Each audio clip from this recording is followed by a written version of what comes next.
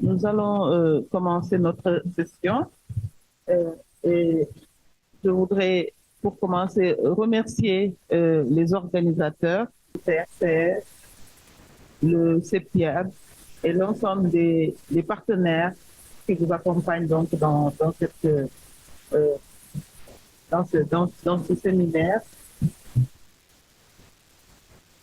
Vous dire tout le plaisir que j'ai de me retrouver parmi vous pour cette modération et l'importance que nous accordons, que le programme de lutte contre le sida accorde à cette question de prise en charge des consommateurs de drogue, qui a fait qu'au Sénégal, c'est ce programme qui est presque, qui porte le programme de RDR et de prise en charge des consommateurs de drogue. Donc, c'est avec beaucoup d'intérêt que nous suivons le déroulement de cette activité importante et soyez assurés que nous allons recueillir aussi vos recommandations avec autant d'intérêt et nous serons ensemble pour mettre en œuvre ces recommandations pour le bien des usagers de drogue, mais surtout pour le bien des communautés.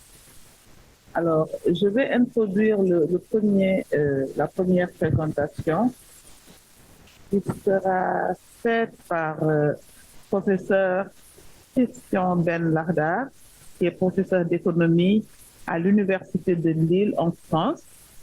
La présentation portera sur institutionnaliser, financer, évaluer la RDR. Et donc, après le professeur Lardar, Ben Lardar, professeur Bissangom de l'Université de Gaston Berger de Saint-Louis va pendant 5 minutes discuter la présentation. Bonjour, professeur Christian Ben Lardar. Est-ce que vous êtes en ligne? Oui, absolument. Merci en tout cas de vous joindre à nous. Je voudrais vous donner la parole pour votre présentation. Vous avez 20 minutes.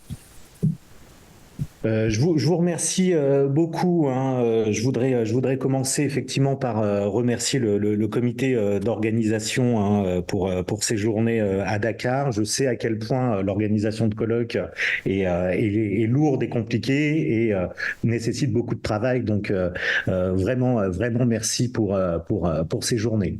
Alors effectivement, Alice Desclos m'a demandé d'intervenir sur l'institutionnalisation, les modes de financement et l'évaluation de la réduction des risques. Ce sont des questions, alors peut-être moins scientifiques et plus institutionnelles, plus administratives qu'autre chose, mais elles sont néanmoins importantes. Alors, est-ce que c'est moi qui passe les slides ou c'est vous? C'est vous. Super. Encore une fois, allez-y. Alors oui, ouais, allez-y, passez tout, comme j'anime mes slides. Pourquoi se poser effectivement la question de l'institutionnalisation du financement de l'évaluation? Parce que, et vous le savez très bien, et ça sera le fil conducteur de mon intervention, la réduction des risques est éminemment politique. Éminemment politique, et je souligne qu'elle ne devrait pas l'être, parce que à travers ce politique, on touche à l'ordre du fantasme, finalement, autour des drogues, autour des produits, autour des personnes qui utilisent ces produits, et finalement, pour une certaine partie de la population et des dirigeants, la question est morale, alors qu'elle ne devrait pas l'être. Et ce faisant, elle est fragile, elle l'a été, mais elle l'est toujours, me semble-t-il, dans son institutionnalisation et ses financements. Je reviendrai dessus évidemment en fil conducteur de cette intervention, aussi de dire que l'évaluation de la réduction des risques est en fait intrinsèque à elle-même, et j'essaierai de vous le démontrer à travers des auteurs anglo-saxons, fondateurs de la réduction des risques, qui ont proposé des définitions de son objet, mais on verra aussi que l'évaluation, et peut-être que Perrine Roux, qui est parmi vous, pourra en parler, parlé, l'évaluation est aussi potentiellement sa pire ennemie. J'essaierai de vous donner quelques exemples de cette idée. Alors, je vais me baser sur le cas français, sur l'exemple français. Ailleurs, la réduction des risques dans son institutionnalisation est différente. Je pense à la Suisse, où peut-être elle est plus acceptée aujourd'hui comme un outil, un créneau de politique de santé publique qui est peut-être beaucoup moins discuté qu'en France. Slide, s'il vous plaît. Alors, institutionnaliser la réduction des risques. Alors, j'aime de plus en plus faire tirer un peu l'élastique historique en disant que la réduction des risques, elle naît d'en bas, elle naît du terrain, elle naît par et pour les personnes concernées, les personnes utilisatrices de drogue, mais aussi par des professionnels de santé qui ont jalonné l'histoire française de leur courage. Je pense aux dealers en blouse blanche, par exemple, mais je pense aussi à certains policiers ou des politiques locaux avec le Junkie Band, l'association des personnes utilisatrices de drogue d'Amsterdam, qui au début, à la fin des années 70, au début des années 80, finalement, créait collectivement, les policiers, les politiques et les personnes concernées, créaient collectivement le premier programme d'échange de seringues à Amsterdam. Alors, comme cette session, dans son introduction sur le réseau mis en avant par notre collègue, c'est l'histoire du VIH-Sida qui eh bien, malheureusement, finalement, mais qui dynamise la montée de la réduction des risques et qui crée le début de son histoire. Slide. Alors, trouver sa place, l'institutionnalisation de la réduction des risques, effectivement, doit trouver sa place entre, alors certains le reconnaîtront, l'image des 4 piliers suisses de prise en charge sanitaire des personnes concernées, de la prévention de l'usage et de l'abus, la réduction de l'offre et de l'usage à travers l'action policière et la justice, et finalement la réduction des risques qui intervient en tant que 4e et nouveau pilier de gestion des politiques de lutte ou de prise en charge ou de contrôle des usages, des consommations et de l'offre de stupéfiants. Pouvez-vous animer, s'il vous plaît? Alors, on voit bien que la RDR doit se positionner par rapport à la prise en charge sanitaire.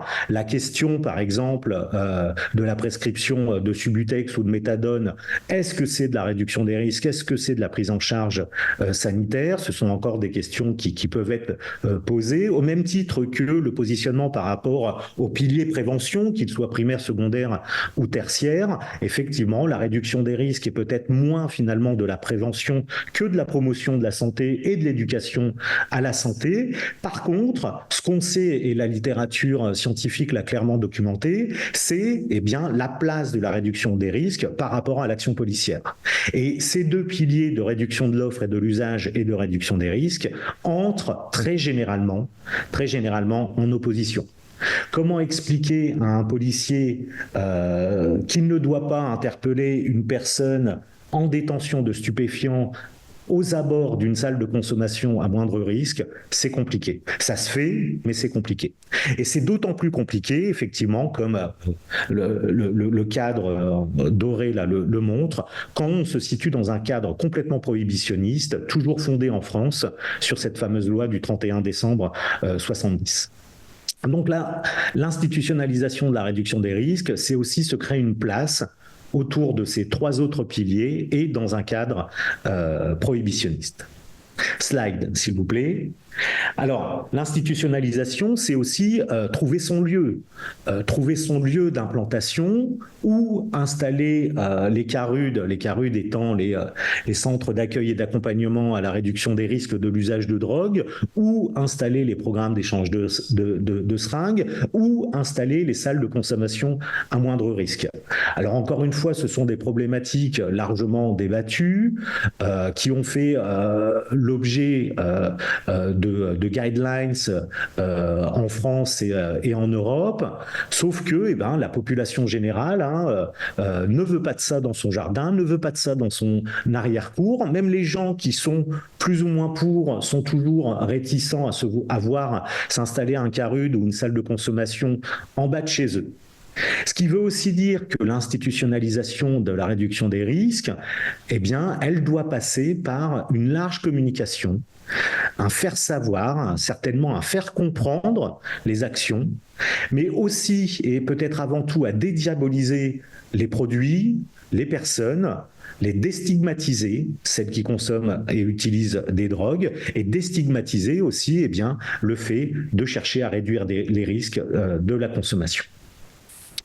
Slide, s'il vous plaît. Aujourd'hui, en France, la réduction des risques, techniquement parlant, juridiquement parlant, est institutionnalisée. Elle l'a été en 2004-2005 avec, vous le voyez, un décret du 14 avril 2005 qui approuve un référentiel national des actions de réduction des risques à l'encontre des usagers de drogue. Alors, quelques actions qui sont soulevées, qui sont institutionnalisées à travers ce décret qui a maintenant une vingtaine d'années. Prévenir les infections sévères, en particulier celles liées à l'utilisation commune du matériel d'injection. Prévenir les intoxications aiguës, on pourra en rediscuter, les surdoses mortelles. Prévenir et prendre en charge, vous voyez toute l'ambiguïté de la prise en charge des troubles psychiatriques associés aux consommations. Effectivement, une grosse mission d'orientation et finalement de mise en réseau de la part des actions de réduction des risques vers les services d'urgence, de soins généraux, spécialisés et sociaux, et finalement une mission qui est plutôt large, d'amélioration d'état de santé physique et psychique des personnes utilisatrices de drogue, et peut-être avant tout, aujourd'hui on parle beaucoup d'un toit d'abord, un logement d'abord, de l'insertion sociale des personnes utilisatrices de drogue à travers le logement et les dispositifs sociaux. Slide, s'il vous plaît. Alors, cette institutionnalisation, elle ne passe pas que par des décrets, que par des grands mots. Elle passe effectivement par le nerf de la guerre, tout le monde en est conscient, par l'argent, par le financement. Alors, le financement est-il un dispositif de droit commun aujourd'hui en France? La réponse est clairement oui. À titre d'exemple, les traitements de substitution aux opiacés sont intégralement pris en charge par la collectivité. Il me semble, et je ne veux pas vous dire de bêtises, mais que le Subutex et la méthadone sont parmi les médicaments les plus remboursés en France. Autrement dit, ils ont un coût relativement important. Ce financement, il passe aussi par les prises en charge qui sont liées aux infections, aux hépatites, en médecine ambulatoire, mais aussi évidemment à l'hôpital, intégralement prise en charge. C'est notre système de protection sociale d'inspiration bismarckienne, mais qui tend de plus en plus à être inspiré par Beveridge et une assurance maladie qui gère tout cela. Ce sont les agences régionales de santé qui, par exemple, financent les CARUD et leurs actions en France. Slide, s'il vous plaît. Alors, récemment, et l'idée fait son chemin et pourrait peut-être intéresser d'autres pays. La France a mis à contribution les offreurs de biens addictifs. Alors je l'ai mis au pluriel parce que je caresse le secret espoir que, hormis l'industrie du tabac, d'autres industries de biens addictifs soient mises à contribution. Mais en 2017, le Fonds de lutte contre le tabac a obligé l'industrie cigarettière à financer, outre les taxes sur les produits du tabac, à financer via une ponction sur le chiffre d'affaires de l'industrie, l'assurance maladie, et aussi abonder un fonds de lutte permettant de mettre en place des actions et de la recherche. Alors ce fonds de lutte contre le tabac a évolué. Il est passé en 2019 sous l'intitulé Contre les addictions liées aux substances psychoactives pour englober l'alcool et les drogues illégales. Et il a encore évolué plus récemment en 2021-2022 en devenant le Fonds de lutte contre les addictions pour prendre en compte cette fois-ci les addictions comportementales ou sans produit. Je pense tout particulièrement, on pourrait en discuter, aux jeux d'argent et de hasard. C'est la Caisse nationale de l'assurance maladie qui gère ce fonds de lutte contre les addictions qui s'élève à plus de 100 millions d'euros par an.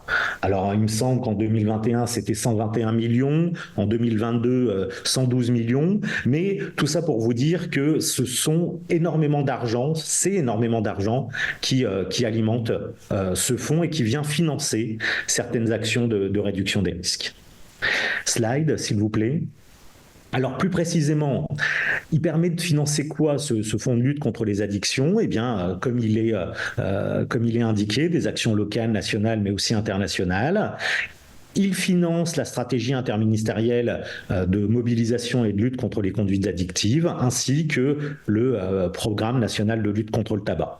Mais de façon peut-être plus intéressante, c'est au niveau régional, alors national également, mais au niveau régional, le fonds de lutte contre les addictions permet de financer pas mal d'actions à travers, vous le voyez, les agences régionales de santé, mais aussi à travers les organismes de recherche, l'Institut de recherche en santé publique, l'INSERM et l'INCa, certains organismes d'assurance maladie, mais aussi certaines actions de Santé publique France, je pense au baromètre santé par exemple, ou des actions de prévention qui sont financées via le fonds de lutte contre les addictions. L'Observatoire français des drogues et des tendances addictives perçoit effectivement des fonds sur quelques actions de recherche ciblées, mais aussi eh bien, les CARUD ou les associations de santé publique françaises peuvent solliciter le fonds de lutte contre les addictions pour financer des actions de la société civile. Peut-être que Vincent Benzo nous en parlera à travers des exemples. Slide, s'il vous plaît. Alors, institutionnalisation, financement et bien sûr, qui dit financement, évaluation. Mais l'évaluation de la réduction des risques n'attend pas d'être financée pour être évaluée. En effet, la définition donnée par Lenton et Single en 98 de la réduction des risques, eh bien, ils nous disent qu'elle se définit en 3 points. Alors, je vous ai mis leurs conclusions sous les yeux et ils nous disent qu'une politique, un programme ou une intervention devra être qualifiée de réduction des risques si et seulement si, premièrement, le but premier est la réduction des dommages reliés à la consommation de drogue, mais pas l'usage de drogue en tant que tel. Deuxième point, que des stratégies orientées vers l'abstinence sont incluses dans ces actions, programmes ou politiques. Mais stratégies qui incluent aussi de réduire principalement le dommage pour ceux qui continuent de consommer des drogues. Troisième point, les stratégies, et c'est là tout le cœur de l'évaluation, ces stratégies sont incluses avec le but de démontrer que sur une balance des probabilités, eh bien, ces programmes, actions et politiques sont enclines à conduire à une réduction nette du dommage qui est relié à la drogue. Donc, vous le voyez à travers cette définition donnée par Lenton et Single, l'évaluation de la réduction des risques incorpore en son sein une dimension évaluative. Faire des actions, mettre en place des actions nécessite de s'auto-évaluer pour voir, eh bien, pour pouvoir savoir si finalement on réduit plus les risques qu'autre chose. Slide, s'il vous plaît. Alors, même si les actions de réduction des risques doivent s'auto-évaluer pour jauger finalement de leur efficacité et de leur efficience, on a aujourd'hui des évaluations robustes, scientifiques, de programmes, d'outils de réduction des risques qui sont largement disponibles dans la littérature, évaluations qui ont fait preuve d'efficacité des actions de réduction des risques. Je pense évidemment au programme d'échange de seringues, au traitement de substitution aux opiacés, aux salles de consommation à moindre risque, qui ont été largement et continuellement évalués. Je pense également à des programmes d'éducation à l'injection ou encore l'analyse de produits. Mais aujourd'hui, malgré toutes ces évaluations, malgré ces kilomètres ou ces kilogrammes d'articles scientifiques dédiés à leur évaluation, l'implémentation de toutes ces actions, en tout cas en France, est remise en question. Slide, s'il vous plaît.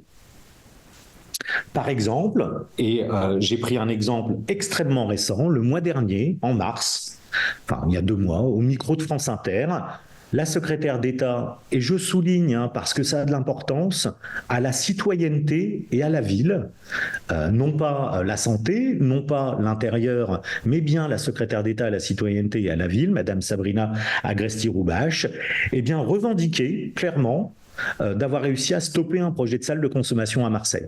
Alors encore une fois, peut-être que Perrine Roux en parlera, mais revendiquer et se targuer d'avoir mis fin à la mise en place d'un outil de santé publique me semble pour ma part incompréhensible. Elle déclarait « Donner une seringue à quelqu'un pour aller se droguer, ce n'est pas faire de la prévention ». Bon, je trouve ça plutôt grave. On retourne 40 ans en arrière. On a toujours des considérations idéologiques et morales. On ne regarde pas, on ne fait pas confiance à la science. Et certainement pour des considérations électoralistes, eh bien, on est prêt à jouer avec la vie de nos concitoyens. Slide, s'il vous plaît. En conclusion de cette courte présentation, oui, la réduction des risques est un pilier aujourd'hui indispensable, mais certainement invisibilisé dans les autres piliers. Je pense aujourd'hui à la balance et à l'accent mis sur le volet répressif, policier, judiciaire de la question des produits et des usages. On a aujourd'hui et heureusement un pilier de réduction des risques qui est financé. La question, c'est jusque quand les politiques financeront, participeront de l'effort de réduction des risques. Je pense évidemment, et sans faire de politique, mais à la montée des extrêmes, à la montée de l'extrême droite en France, alors même qu'on a un pilier et des actions qui sont constamment évaluées et surévaluées, avec l'idée de dire que les évaluations peuvent être biaisés, peuvent être utilisés à l'encontre des actions de réduction des risques. Donc, ma conclusion est de dire que même institutionnalisé, même prouvé scientifiquement, ce pilier de réduction des risques reste fragile et qu'il faut constamment le défendre.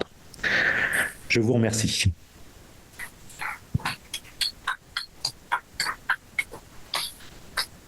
Merci beaucoup, professeur Christian Benlarda. Et surtout, merci de nous avoir aidés à rester dans le temps. Nous avons maintenant 5 minutes pour discuter cette présentation et je voudrais pour cela donner la parole au professeur Wissam Ngom, professeur de droit à l'Université Gaston Berger de Saint-Louis. Professeur, vous avez la parole. Madame la Présidente, je voudrais, après avoir présenté mes salutations au public ici présent, aux amis et autres, vraiment remercier et féliciter d'abord le professeur Benlarda pour la qualité, la pertinence et vraiment l'utilité de la présentation qu'il vient de nous faire. Je crois que s'il y a quelque chose à retenir de cette présentation, ce sont vos 2 phrases conclusives. C'est-à-dire que même si elle est institutionnalisée et financée, la RDR reste fragile. Et c'est ça qui doit nous préoccuper. Je voudrais analyser et discuter votre présentation à partir de l'exemple sénégalais et d'autres pays africains. Il est vrai que nous avons eu le même parcours de mise en œuvre d'intervention RDR avec la lutte contre le VIH. Mais il faut retenir que aujourd'hui, le constat de la lutte, de l'échec de la lutte contre la drogue a imposé d'avoir de nouvelles approches. Et la RDR s'inscrit justement dans cette perspective de nouvelles approches. Seulement, ce qu'il faut constater, c'est qu'on a le tabou de la drogue dans nos pays.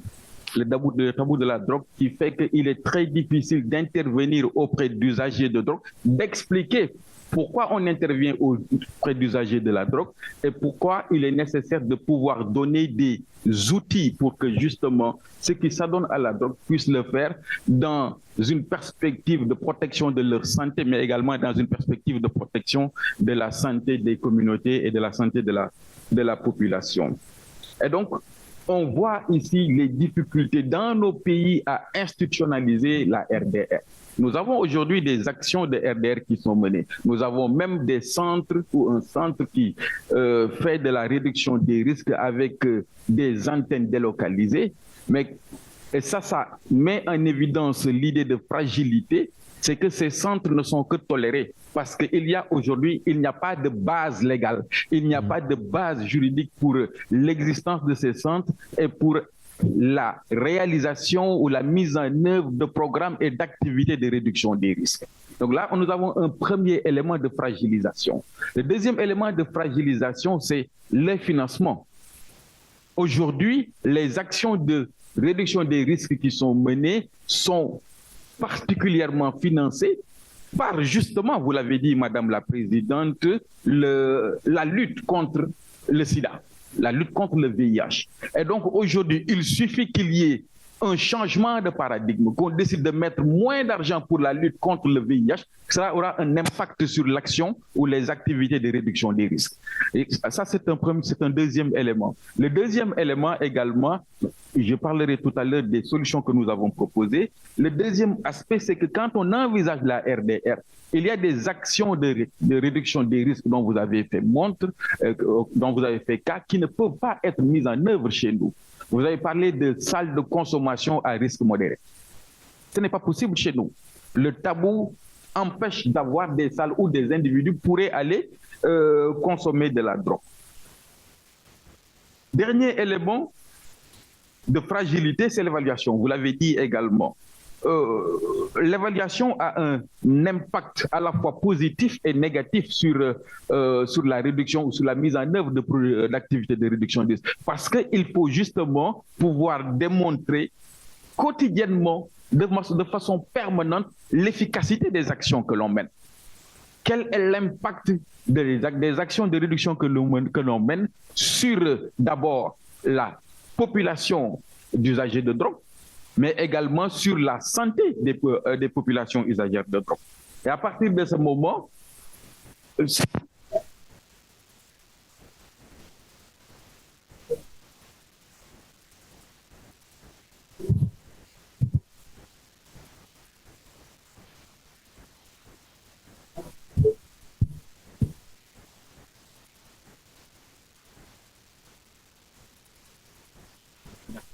alors aujourd'hui, en termes d'institutionnalisation, nous avons fait des propositions. On en a parlé hier dans différents panels. Des propositions ont été faites de révision du cadre législatif. Et dans cet objectif-là, dans cette perspective-là, des propositions ont été faites au titre d'abord d'inscription dans la loi de la possibilité de mener des activités de réduction des risques et d'offrir des services de réduction des risques. Et un décret encadrant la réduction des risques a été préparé. Mais en même temps, dans le cadre de l'utilisation des revenus de la lutte contre la drogue, un pourcentage a été prévu pour pouvoir financer les activités des 4 piliers dont a parlé tantôt le professeur Ben Lakhdar. Et notamment en ce qui concerne la réduction des risques, la prise en charge des usagers. La proposition qui a été retenue avec le CILD et les différents acteurs qui ont participé à cette réflexion, c'était de consacrer justement 15% des revenus de la lutte contre la drogue, c'est-à-dire les produits, les saisies et autres, donc de consacrer 15% de ces revenus-là à la prise en charge sanitaire et ou psychosociale, la réinsertion sociale et économique des usagers de drogue et la mise en œuvre de programmes de réduction des risques. Et je crois que notamment 7% de ces 15%, enfin 7% de ces 15%, la répartition pour ces 15%, c'est 8% pour la prise en charge sanitaire et 7% pour la réduction des risques. Et donc, je crois que nous avons là des éléments qui pourraient permettre, on ne remettra pas en cause la fragilité de la réduction des risques, mais on peut au moins avoir des éléments pour non seulement institutionnaliser, mais surtout financer la réduction des risques et soulager un peu, je crois, la lutte contre le VIH. Merci beaucoup, Madame la Présidente. Merci. Merci, professeur Ngom. Je voudrais remercier nos deux orateurs et les féliciter pour vraiment leur brillante contribution. Ce que nous allons retenir, c'est que la RDR est un pilier indispensable, aussi bien pour la lutte contre la drogue que pour la lutte contre le sida. C'est un pilier prioritaire aussi de la lutte contre le sida et elle doit justement être institutionnalisée. Vous avez abordé la fragilité du financement de la RDR. Mais je crois que le point positif, c'est que l'institutionnalisation est un premier point vers la durabilité de ces financements. Donc, c'est indispensable de l'institutionnaliser et l'évaluation, elle est également très importante. Et donc, l'importance de la collaboration avec les institutions de recherche pour que, en tout cas, toutes les orientations pour développer cette stratégie soient basées sur des preuves. Voilà, merci encore une fois et nous allons passer sans transition à la prochaine présentation avec Dr Perrine Roux, que je voudrais introduire ici. Dr Perrine Roux est directrice de recherche à l'INSERM.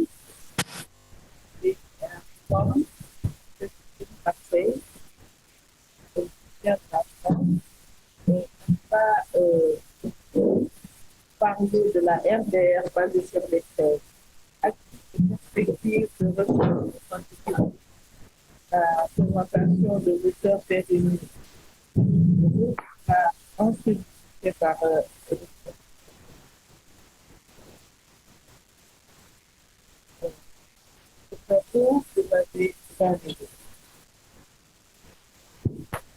c'est bon, super.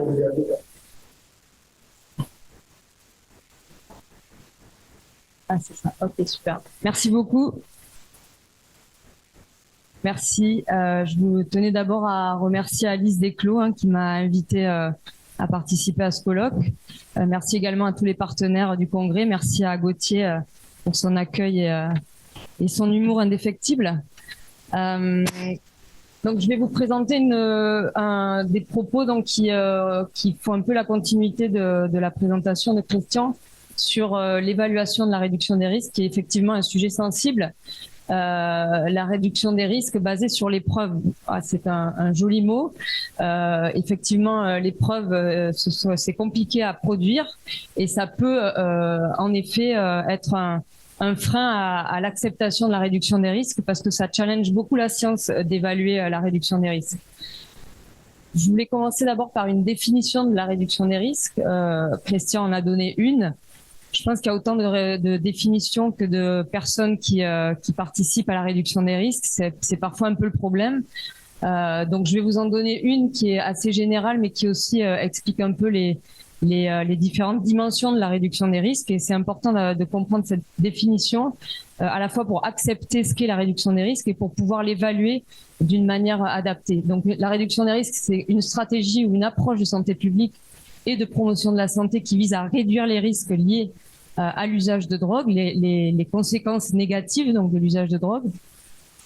C'est une approche holistique et pragmatique, donc elle prend l'usager dans sa globalité, elle prend en compte aussi l'environnement de l'usager, la capacité de l'usager à être accompagné, à avoir des objectifs dans ses usages de drogue. Elle a des objectifs évidemment sanitaires, mais pas seulement, des objectifs également sociaux et légaux. Elle promeut le changement social et elle est toujours accompagnée d'une démarche communautaire avec la personne concernée au centre de sa construction. Elle est basée sur des principes qui sont importants de garder toujours en tête, respecter le droit des usagers, ne pas juger les personnes, donner les moyens de réduire les risques évidemment, encourager les prises de responsabilité des usagers, aller à la rencontre de l'usager dans son milieu de vie pour comprendre mieux un peu l'environnement dans lequel il se trouve et lui permettre de pouvoir réduire les risques au mieux, et faire participer les usagers donc à la construction de la réduction des risques. Donc c'est des principes, mais des interventions, évidemment, pour certaines qui sont déjà validées, et Christian en a cité quelques-unes.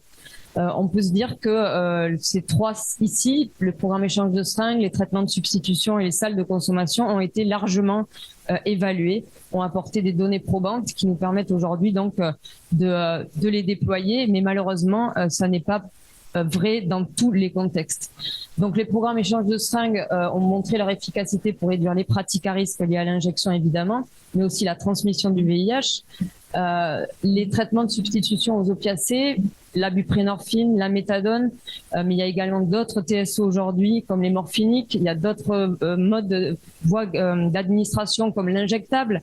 Donc ces TSO sont en perpétuelle évolution et en tout cas les données que nous avons aujourd'hui ont permis de montrer que méthadone et buprenorphine permettent de réduire de moitié le risque d'acquisition du VIH chez les personnes qui injectent, et de VHC également dans une moindre mesure, mais également dans de nombreux contextes. Les TSO en prison aussi, c'est un point très important, et on a démontré qu'il était important d'avoir accès à ces TSO en milieu carcéral, mais également une fois que les personnes sortent de prison. Les salles de consommation de drogue à moindre risque, donc j'ai cité là les données issues de nos collègues canadiens qui ont montré que ça permettait de réduire les overdoses, de diminuer le risque de partage de seringues, d'augmenter l'accès au traitement de substitution, des données importantes qui ont été complétées ensuite par des données que je vais vous présenter et que nous avons obtenues dans le contexte français. Mais il y a encore de nombreuses interventions à évaluer et surtout des interventions à adapter. Même si on a des données probantes sur une action de réduction des risques, il faut en permanence réévaluer ces interventions pour les adapter aux nouveaux usages, au contexte. Et c'est complexe puisque c'est, comme je vous le montrerai après, un processus dynamique. Donc on a l'évaluation des outils de RDR, tout ce qui peut, les seringues, les filtres, la pipe à crack. Donc on a pas mal de données sur ça, mais on peut encore évidemment en apporter. Les traitements, les TSO, comme je vous disais, essayer de faire évoluer un peu ces traitements de substitution. Il y a la substitution stimulant qui est aussi en cours de réflexion, des interventions qui vont plutôt concerner l'environnement des personnes, l'insertion socio-professionnelle, donc là, le tapage qui est un programme d'emploi des personnes utilisatrices de drogue, l'hébergement avec cette notion de héberger d'abord avant d'apporter d'autres outils de réduction des risques. Les services et dispositifs comme l'analyse de drogue. Donc, il n'y a pas énormément de données probantes et voilà, il y a beaucoup d'articles qui montrent l'acceptabilité de ce dispositif, les potentialités sur les réductions des risques en milieu festif, mais il y a peu de données réellement solides. Et donc, nous conduisons actuellement une étude pour essayer d'apporter des données probantes sur ce type de services. Donc là, c'est un article d'Australien qui montre que le pill testing, donc l'analyse de drogue en milieu festif, est plébiscité par les acteurs de terrain, évidemment, est une demande des personnes en milieu festif, mais ne bénéficie pas malheureusement de données probantes actuellement. Et puis les politiques publiques aussi, la légalisation du cannabis par exemple, ça pourrait être un programme à évaluer. Les Canadiens ont apporté des données intéressantes qui démontrent plutôt des bénéfices de ce type de politique de drogue. Donc, comment produire des preuves? Comme disait Christian, l'évaluation, alors pire ennemi de la réduction des risques, j'irai pas jusque-là parce que c'est encore diaboliser un peu peut-être la réduction des risques, mais effectivement l'évaluation de la réduction des risques challenge la science et nous oblige à adapter aussi les méthodologies face à des actions qui sont complexes. Pour l'heure, le gold standard de l'évaluation en santé publique, enfin en tout cas ça l'était il y a quelque temps, c'est en train de changer, mais ça reposait sur l'evidence-based medicine, le gold standard, l'essai clinique randomisé, et on était resté sur ce niveau de preuve qu'on exige pour pouvoir valider une action, qui va être donc le tirage au sort de personnes qui vont être exposées ou non à l'intervention, pour pouvoir produire donc des données d'efficacité. Donc là, c'est le tableau proposé par la Haute Autorité de Santé en France qui montre que différents niveaux de preuve qui vont d'un niveau de preuve très élevé à un niveau de preuve faible, et on voit que l'essai clinique randomisé est en haut, et les études épidémiologiques sont ont des niveaux de preuve faibles. Mais la réduction des risques n'est pas la médecine, et c'est même pas les mêmes populations. Les usagers de drogue ne sont pas des malades, hein, même si certains arrivent à un niveau où ils doivent bénéficier évidemment de soins. Et puis c'est surtout un phénomène qui va être complexe dans toutes les dimensions qu'il va impliquer. Donc, un très bon article de nos collègues canadiens Redon, Kerr et Milloy qui montre que hiérarchiser les preuves dans le domaine de l'usage de drogue et des addictions, c'est complexe, et ils remettent en question donc l'utilisation de l'essai clinique comme gold standard dans l'évaluation des actions de réduction des risques. Il suggère, donc je cite, que la variabilité des pratiques et des usagers produit des effets multiples lors de l'évaluation d'une intervention, et incite à considérer les données probantes, les interventions et leurs effets comme des éléments émergents, contingents, multiples, d'où la nécessité d'un dialogue entre les différentes formes de savoir. Et donc là, ça inclut les savoirs de terrain, les savoirs expérientiels et leurs actrices, et de reconnaître l'importance des enjeux contextuels, c'est majeur dans l'évaluation. Et comme le contexte est en perpétuelle évolution, il propose donc de s'appuyer sur un cadre qui a été proposé par Rod et Lancaster, donc sociologue australien Tim Rod qui a travaillé sur l'environnement du risque dans l'usage de drogue. Et donc, ce cadre théorique va considérer qu'il faut, en même temps que proposer une action, produire des preuves en permanence. Et donc, il suggère, donc ça c'est un peu les différentes pistes de l'évolution méthodologique qu'on pourrait apporter pour évaluer les actions de réduction des risques. Évidemment des recherches interventionnelles, mais surtout observationnelles, hein. On va pas construire un protocole spécifique pour évaluer l'action, mais on va rester dans le milieu naturel en fait dans lequel l'action va se déployer. Donc ça peut être des essais d'intervention, l'évaluation de programmes, la recherche communautaire et participative comme un outil important pour évaluer les actions de réduction des risques. Le savoir expérientiel est pris en compte. La recherche-action, donc c'est vraiment cette notion de transformer la réalité tout en produisant des connaissances, y compris des données probantes. Et puis donc ça nous amène vers cette nouvelle approche qui est de plus en plus connue et utilisée dans le domaine de la santé publique, qui est l'implementation science, la recherche sur la mise en œuvre, où on va aller évidemment étudier l'efficacité de l'action, mais surtout comprendre un peu les effets contextuels, les effets sur le système aussi que l'action va apporter. Et dans le domaine des salles de conso, c'est aussi des éléments très importants qui, voilà, ça, en tout cas, ça demande à modifier beaucoup notre manière de proposer de l'évaluation. Donc là, je vous donne rapidement deux exemples qui viennent de nos travaux de recherche. Le premier, c'est à Early. Christian en a parlé, donc c'est des données probantes. Je vais vous montrer ce qu'on a pu produire comme publication sur l'évaluation de cette intervention, qui est un accompagnement et une éducation aux risques liés à l'injection. Et puis les salles de consommation de drogue à moindre risque, qui est notre dernier grand projet d'ampleur, hein, qui a permis donc d'apporter des données probantes sur les salles de consommation, en tout cas de confirmer certaines données qui avaient déjà été publiées par nos collègues canadiens. Donc le projet ANRS à Early, un projet autour de cette intervention à Early, financé donc par la NRS. Cette intervention consiste en des sessions en face à face avec un usager qui injecte et une personne formée qui va observer l'injection. Donc la personne injecte devant l'intervenant formé.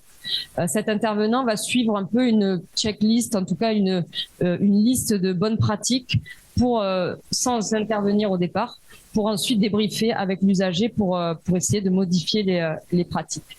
Donc, il y a les différentes étapes. Hein, ça va de l'hygiène du lieu où la personne va préparer son injection jusqu'à la préparation du matériel, du produit, comment il nettoie la peau avant d'injecter, comment il manipule le matériel, comment il injecte. Est-ce qu'il injecte plusieurs fois pour trouver la veine? Est-ce que et ensuite, comment il gère à la fois les saignements, le matériel usagé.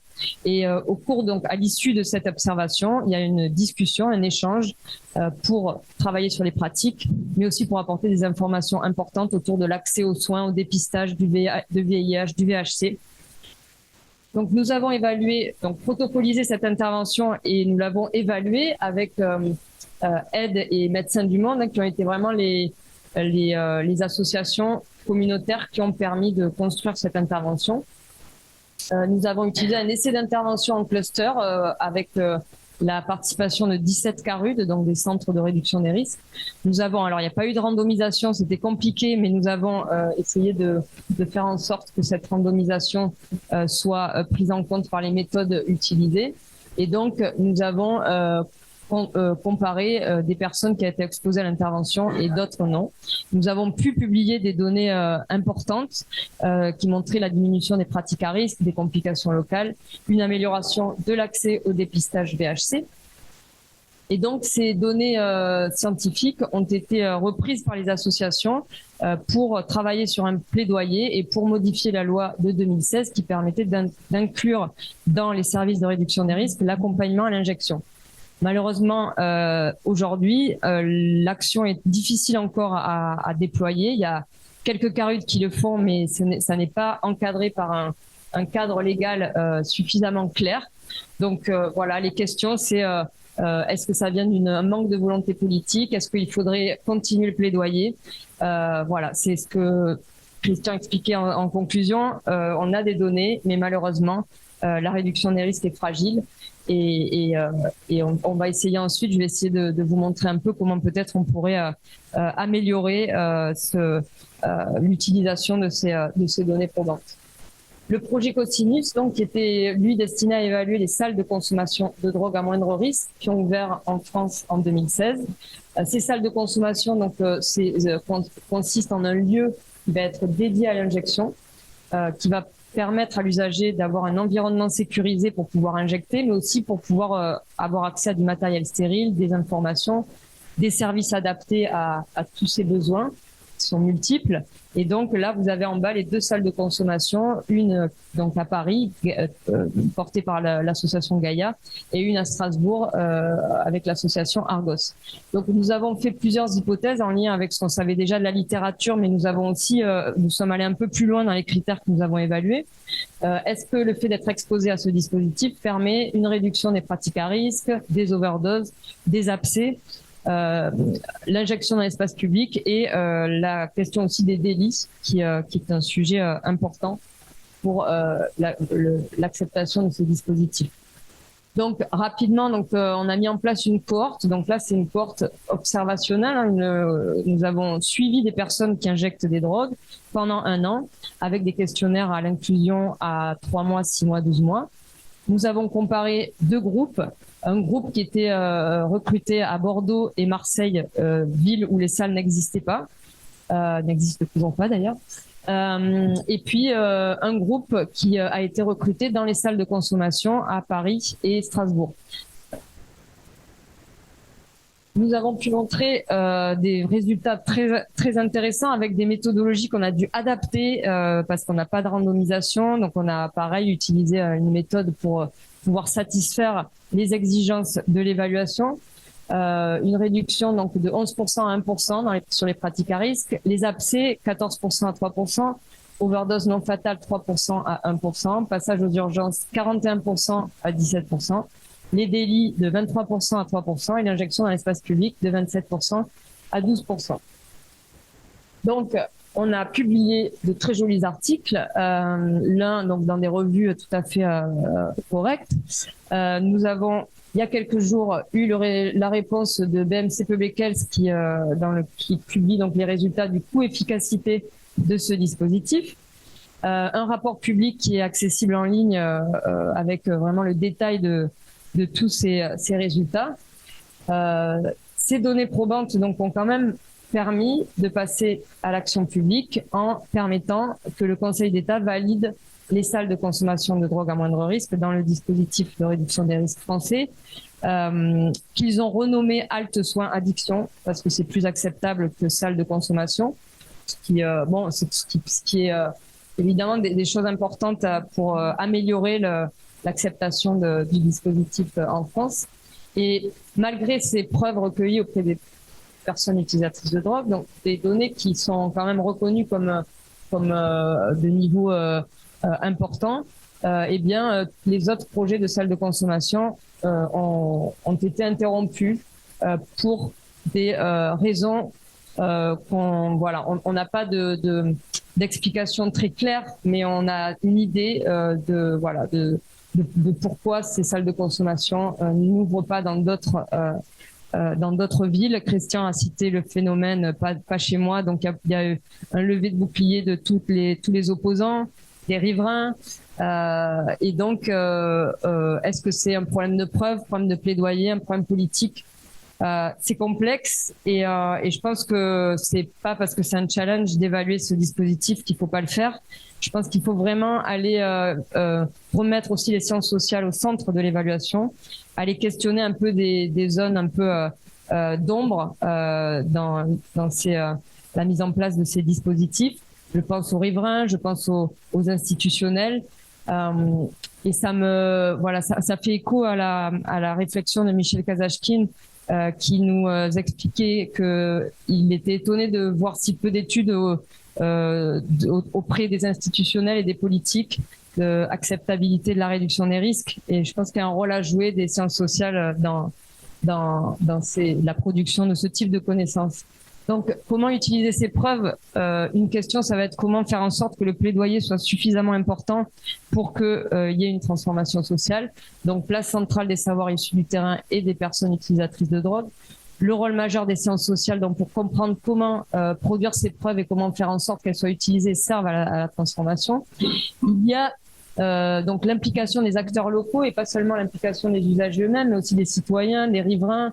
Je pense à une méthode nord-américaine sur l'Advocacy Coalition Framework. Donc, c'est vraiment de travailler la recherche avec cette idée de plaidoyer dès le début. Le panel de citoyens, et j'ai plaisir à citer Anne Coppel, qui avait mis ça en place il y a 20 ans en France et qui était une méthodologie très intéressante où on va impliquer les citoyens aussi dans la recherche. Et puis s'assurer que les données scientifiques soient comprises et mobilisables. Et il y a cette méthodologie Knowledge Translation qui fait en sorte que la science ne reste pas dans une publication, mais soit ensuite utilisée pour transformer.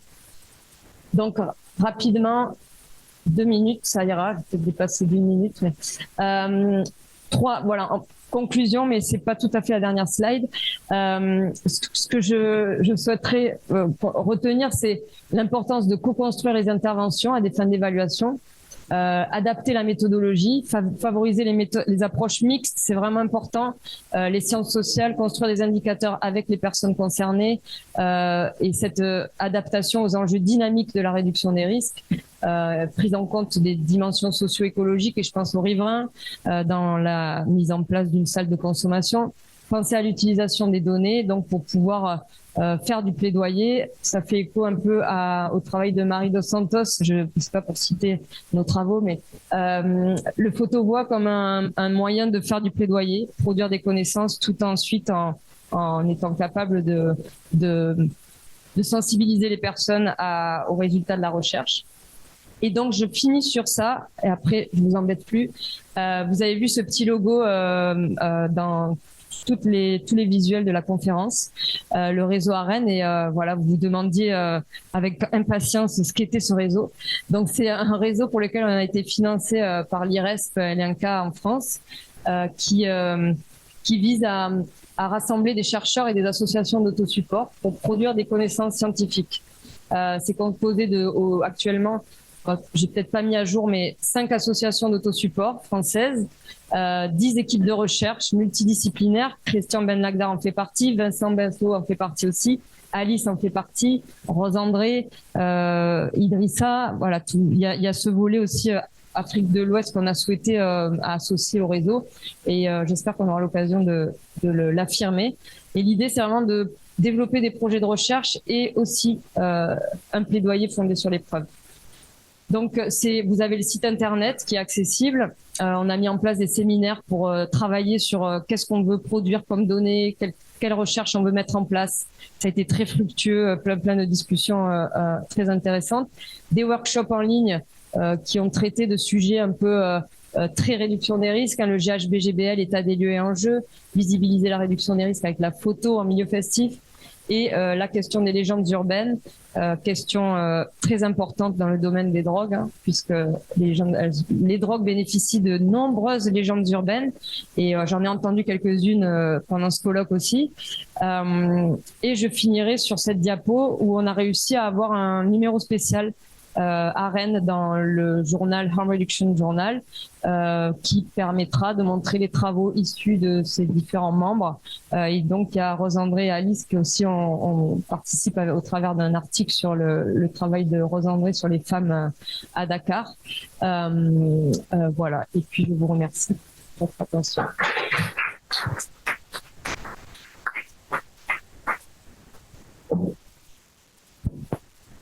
Merci, Dr. Roux, pour votre présentation. Et donc, nous allons enchaîner avec la discussion du Dr. Fudioso. Donc, je rappelle, Dr. Fudioso est médecin anthropologue, responsable de l'équipe sciences sociales du CRCF de Dakar. C'est bien, vous avez là. Merci, Madame la Présidente. Je vais d'abord féliciter Dr. Roux pour sa présentation que je trouve extrêmement pertinente et bien construite. Et je dois dire que d'emblée, ce qui m'a impressionné en premier dans cette présentation, c'est de voir finalement que les stratégies de réduction des risques sont construites essentiellement sur des bases scientifiques. Je pense que ça, c'est quelque chose d'extrêmement important. Ça, c'est le premier point. Ensuite, la définition de la stratégie de réduction des risques, vous la présentez comme une stratégie globale d'intervention qui va allier à la fois une approche sanitaire, sociale, communautaire, mais respectueuse des droits humains. Et vraiment, je trouve que là, on a là une approche globalisante, mais aussi une approche qui met l'humain au centre de l'intervention. En tant qu'anthropologue, je ne puis que magnifier cette approche d'humanisation finalement d'une approche de santé. Et on sait tous quelle est la charge mentale, la charge sociale liée aux drogues, et cette approche peut être humanisante et la clé, je dirais, de la performance de ces stratégies.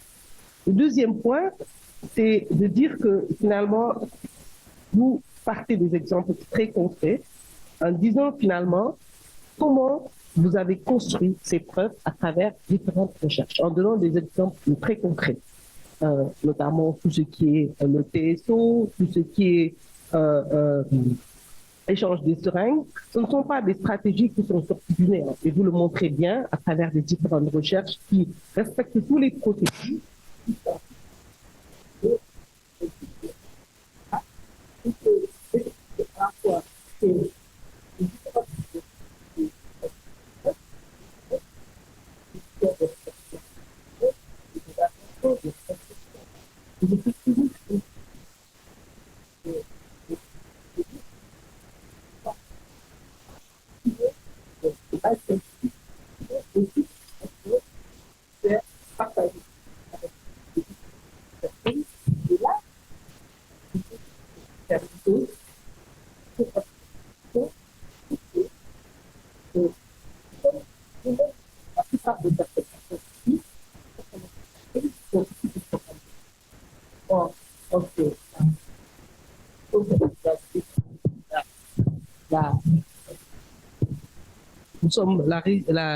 Cette session est présidée par la secrétaire exécutive du Conseil de lutte contre le sida, qui elle-même est issue de la recherche. Et à partir de la recherche dans le sida, moi-même étant issue au départ de la recherche, et nous avons pu, avec un certain nombre de chercheurs qui sont ici présents travailler sur des argumentaires basés sur les résultats des recherches et contribuer à la mise en place des programmes nationaux de l'aide internationale. Et jusqu'à présent, nous continuons à travailler comme ça. C'est pour dire que l'ensemble des recherches qui sont faites au CRCF, la plupart des recherches qui sont faites au CRCF, sont partagées avec les acteurs qui permettent d'améliorer ça. C'est pour cela que je pense que les résultats que vous proposez ici, en tout cas cette présentation, pour moi, c'est aussi un argumentaire qui va renforcer le dispositif de co-construction pour la RDR des interventions qui sont mises en œuvre. Et là, je vais revenir sur la situation du Sénégal spécifiquement. D'abord, le Sénégal aussi, le programme. On rappelle que le programme, le CEPIAD, a été basé sur des résultats de recherche. Ce sont des résultats de recherche. Le projet ITSEM qui a été à l'origine, si on peut dire, de l'intégration de la RDR. Et hier, il y a eu des présentations qui ont partagé pour expliquer comment ce partage s'est fait, qu'est-ce qui s'est passé, et qu'est-ce qui a pris la mise en place. Quels sont les défis? Or, actuellement, il faut peut-être dire, je pense que nous sommes dans une étape où nous avons besoin de renforcer l'un des quelques suggestions que sont là, de présentation l'importance avec beaucoup de dynamisme de les opérationnels, des acteurs des soignants, des acteurs communautaires qui sont engagés, des acteurs qui sont présenter l'ensemble de la organisation, une recherche qui est acteurs là. Vous avez présenté un certain nombre de recherches qui ont été faites dans les pays dans des présentés. Je ne pense pas qu'aujourd'hui, faire une salle de consommation serait capable. Il y a d'autres approches qui sont claires.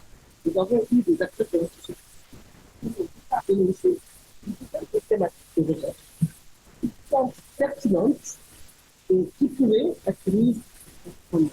Donc, j'en donne quelques-uns. Les nouvelles consommations de drogue, les jeunes et les drogues, la question, autre thématique de recherche qui a été proposée hier, la question de l'harmonisation des protocoles, tuberculose et drogue, etc. Donc, voilà. Il y a un certain nombre de thématiques qui sont là. Et aujourd'hui, la question, c'est de savoir comment faire pour faciliter ces processus de recherche qui vont être mis en place. Mais aussi, un dernier point, c'est, et vous l'avez évoqué dans votre présentation, finalement, une fois qu'on a les preuves, comment on fait pour que ces preuves puissent être appropriées par les différents acteurs? Et comment on fait pour que ces différents acteurs puissent participer, que ces résultats puissent participer à l'évolution des programmes? Ça, c'est une question majeure. Et vous montrez vous-même, vous vous posez la question, est-ce que c'est un problème politique? Est-ce que c'est un problème de moyens? En tout cas, nous, l'expérience qu'on a, c'est que c'est d'abord une approche de stratégie. Et permettez-moi de partager l'expérience que nous avons eue sur le Sénégal, sur ces aspects-là, dans le cadre du programme VIH. C'est vraiment un programme, une approche de stratégie. Une fois que les scientifiques ont fait leurs résultats, leurs recherches.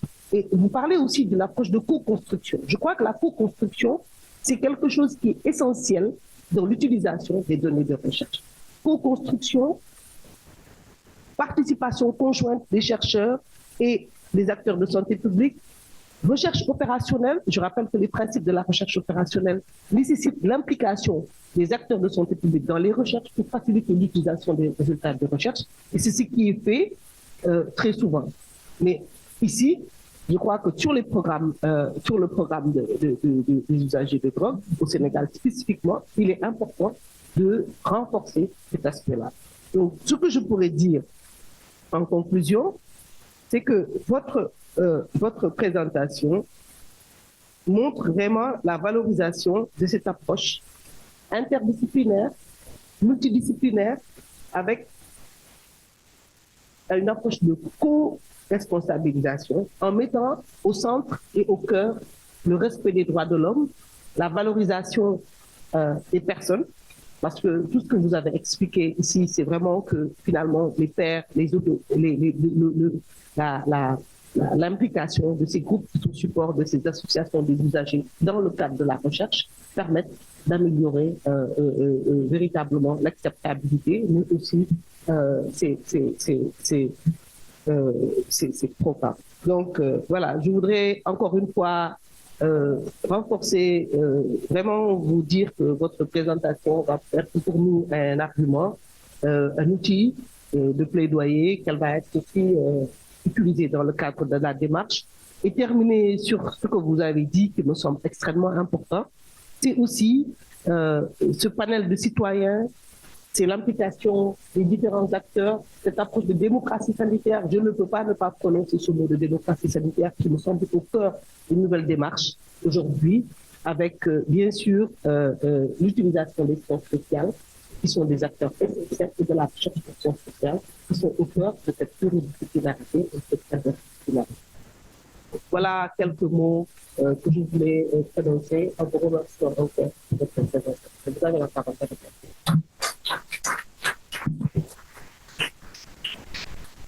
Merci, Dr Koudia, toujours aussi passionné. Je voudrais féliciter donc les deux orateurs, Dr Roux et Dr Koudia Sow, vraiment pour leurs intéressantes remarques. Je retiens vraiment RDR, elle est construite sur la base d'évidence scientifique, mais je dois vous dire que pour assurer le plaidoyer pour l'institutionnalisation et le financement de cette RDR, il faut des preuves réfutables, hein, comme argument que les programmes vont utiliser justement auprès des politiques pour mobiliser et qu'ils acceptent d'institutionnaliser cela. Je pense que dans les preuves fournies par la recherche, vous l'avez dit, hein, ça part des recherches gold standard, c'est-à-dire des essais randomisés, aux recherches intervention, aux recherches de la mise en œuvre, en passant par la recherche clinique, la recherche communautaire. Mais il y a, en plus de la recherche et des évidences, je parle moi en tant que plaideur, hein, et il y a aussi celle que je vais vous raconter en Suisse, je pense, avec quelques autorités, pour qu'ils voient qu'il y a quand même des exemple, pour parler des il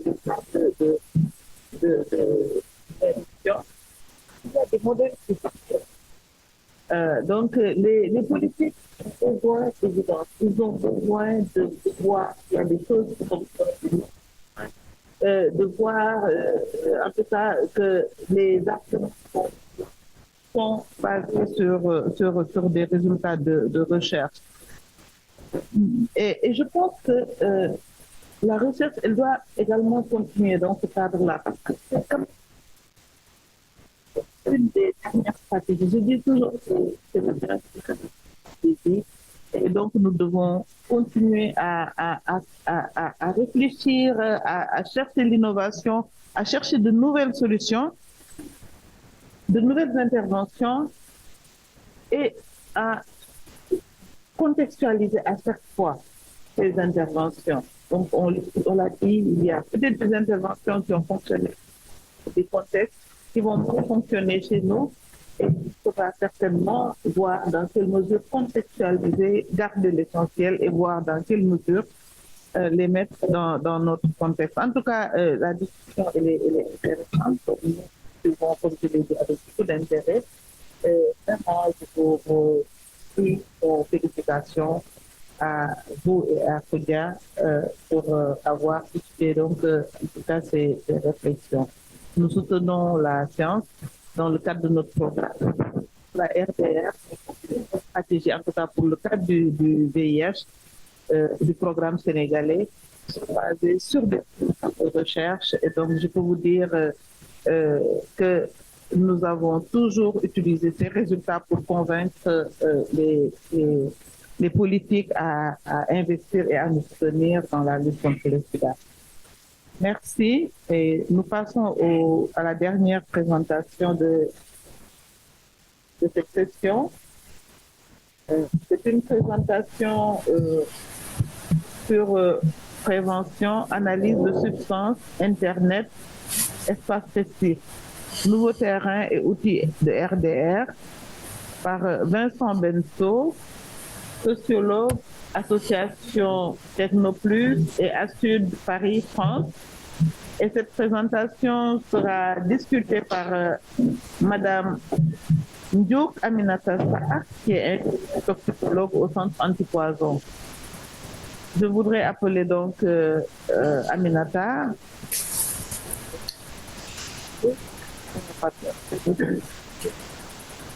Et je pense que le professeur Vincent Benso est en ligne. C'est ça? Oui, bonjour, je suis bien là.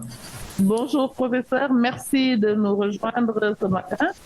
Et donc je vous donne la parole pour votre présentation. Vous avez 20 minutes. D'accord, merci. Bonjour à toutes et à tous.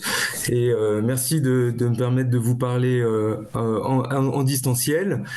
Donc ma présentation, elle va porter sur l'association dont je fais partie, Technoplus, qui est une association de réduction des risques un petit peu spéciale, puisqu'elle appartient à la seconde vague de la réduction des risques française et qu'elle intervient au milieu festif techno. Donc cette présentation, si elle parle d'un cas qui est très français, j'espère et j'ai essayé de la faire de façon à ce qu'elle puisse apporter des pistes de réflexion sur les possibilités d'extension de la démarche, du principe de réduction des risques qui peut être décliné sur différents terrains, sur différentes problématiques et vous encourager à peut-être sortir des champs historiques de la réduction des risques que sont les programmes d'échange de seringues, la lutte contre les problématiques infectieuses, etc. Alors, est-ce qu'on peut passer 2 diapos d'un coup, s'il vous plaît ? Même la prochaine, voilà, super. Merci. Donc, quelques mots d'abord du contexte dans lequel est né Technoplus, parce que c'est un contexte qui est très particulier, c'est celui des années 90, et donc c'est un croisement entre deux phénomènes sociaux. D'abord, le développement de la réduction des risques historiques, dont je parlais tout à l'heure, les produits de substitution, les programmes d'échange de seringues, qui se sont mis en place entre la fin des années 80 et le milieu des années 90 en France, et qui avaient fait, donc, comme ça a été dit, les preuves de leur efficacité. Et les années 90, ça correspond au moment où ça s'est justement institutionnalisé, où on est passé d'une réduction des risques expérimentale à une réduction des risques vraiment programme de santé publique, etc. Je vous renvoie notamment au livre d'Anne Coppel, Peut-on civiliser les drogues, qui raconte très bien cette histoire, mais vous la connaissez probablement déjà. Donc, la réduction des risques était déjà bien en place. Et au même moment, les années 90, c'est la diffusion d'un mouvement culturel à travers toute l'Europe, qui est le mouvement des free parties, donc autour d'une nouvelle sorte de musique, la musique techno, et des fêtes souvent sauvages, donc organisées de manière dans des lieux qui ne sont pas destinés à accueillir du public, sans autorisation, etc. Je vous ai mis quelques photos parce que souvent les photos parlent plus en fait qu'une description orale. Donc vous voyez un petit peu à quoi ça peut ressembler, et vous voyez sur la photo qui est en bas à droite que ça peut rassembler beaucoup de monde. Donc là vous avez un Technival avec une centaine de milliers de personnes. Voilà. Est-ce qu'on peut passer la diapo d'après ? Merci. Donc ce nouveau mouvement culturel est arrivé accompagné de nouvelles pratiques. Donc des pratiques culturelles et des pratiques de danse, etc. Mais aussi des pratiques de consommation de drogue avec des nouveaux produits, l'ecstasy, la kétamine, et évidemment des nouvelles problématiques liées à ces pratiques de consommation, donc des surdoses, ce qu'on appelle des bad trips, c'est-à-dire des personnes qui pètent les plombs, des accidents divers et variés, et puis des risques aussi liés aux effets à long terme de ces produits qui étaient alors consommés depuis assez peu de temps, donc on connaissait mal les effets à long terme. notamment l'ecstasy, a pour effet à long terme, si on en consomme trop souvent, de provoquer des dépressions. Et au milieu des années 90, en 95, Thierry Charlois, un jeune homme qui fréquente ces free parties, se rend compte qu'il commence à être déprimé. Il se renseigne auprès de son médecin qui lui demande de raconter un peu sa vie. Il lui explique qu'il sort en free party très régulièrement, qu'il consomme de la MDMA. Et là, le médecin lui dit c'est peut-être lié à ça, essayez de vous renseigner, etc. Donc Thierry Charlois se renseigne et à cette époque-là, l'information sur les drogues scientifiques rigoureuses était très difficile à trouver. Elle n'était pas du tout accessible comme aujourd'hui sur Internet, où il n'y avait pas d'association de vulgarisation de ces questions-là. Et donc, il se rend compte qu'effectivement, il y a bien un lien entre sa consommation et son problème de dépression. Et il se dit, mais il faut informer les autres pour que les autres puissent aussi réduire leur consommation et être attentifs à cette problématique-là. Et donc, il va créer des flyers, donc des petites brochures, d'abord sur l'ecstasy, le LSD, et puis sur les autres produits. Et il va commencer à diffuser ces flyers dans des fêtes. Et pour ça, il va monter une association et c'est la naissance de Technoplus. Et c'est un mécanisme que je trouve qu'on retrouve assez souvent en fait dans la réduction des risques, dans la dimension communautaire de la réduction des risques. En fait, ce qui explique l'engagement du communautaire, c'est-à-dire des participants de la cible dans les actions, c'est souvent une colère, c'est souvent une volonté d'aider les choses parce qu'on a été soi-même victime ou proche d'une victime. Par exemple, Technoplus a maintenant une association à la base, Technoplus, on est fondé à Paris, mais on a une antenne à Nantes. Et l'histoire de la création de cette antenne est intéressante.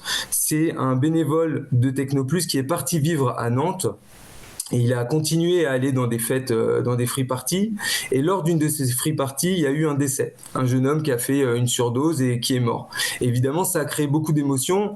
Et tout le monde s'est dit, mais il faudrait qu'on fasse quelque chose. Qu'est-ce qu'on pourrait faire? Il ne faut pas que ça se reproduise. Et lui a dit, écoutez, nous, à Paris, on a Technoplus. Il faudrait peut-être un Technoplus Nantes.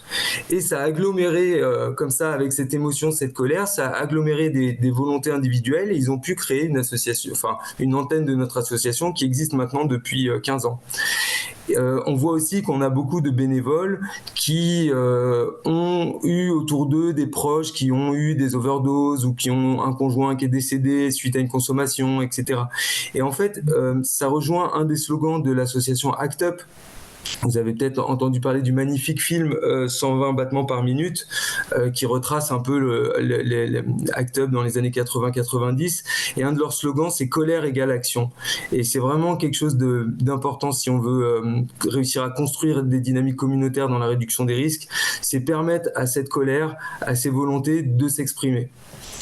Voilà. Alors, dans le milieu techno, la création de structures de réduction des risques communautaires, elle a été aussi favorisée par les valeurs du mouvement des free parties, qui revendiquent beaucoup l'autogestion, l'autonomie, donc y compris sur le plan sanitaire. Autonomie, on va essayer de s'organiser pour gérer nous-mêmes les accidents qu'il peut y avoir dans ces fêtes. Donc, on va avoir des personnes formées qui vont pouvoir s'occuper des personnes, prévenir pour éviter qu'il y ait des problèmes, etc., etc. Est-ce qu'on peut passer la diapo d'après ?